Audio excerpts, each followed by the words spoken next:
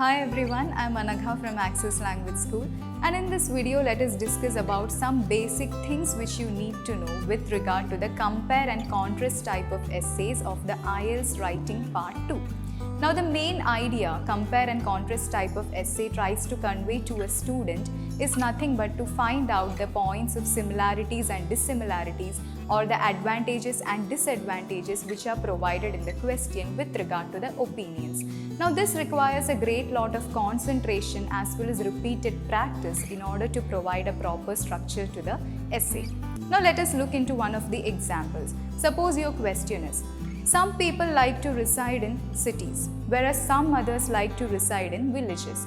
Do you think is there any added advantage in residing in a city when compared to that of a village? Now in this case, the student is properly provided with two opinions and they are expected to discuss about the benefits of residing in a city or village, and second one is the issues or disadvantages of residing in a city or a village. So here the student is expected to provide necessary arguments for both the cases with adequate supporting examples and reasons. Now apart from this, the compare and contrast type of essays has a specific structure. According to this structure, first of all you need to have a proper introduction. Then you need to have body paragraphs, necessarily two body paragraphs, where you would discuss about the benefits in the first body paragraph, and the second one you will discuss about the disadvantages.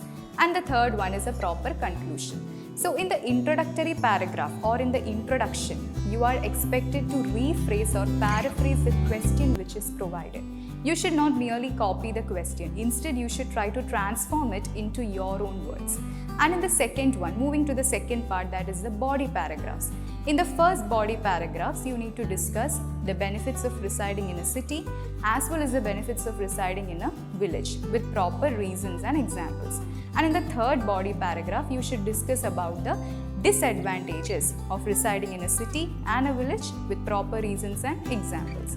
And towards the conclusion, the student is expected to provide his or her own opinion regarding this issue. Which opinion are you in support of? With proper reason. So this is the pattern which is widely acknowledged and recognized as well as approved by the IELTS examiners for the compare and contrast type of essays. So I hope it was useful and informative.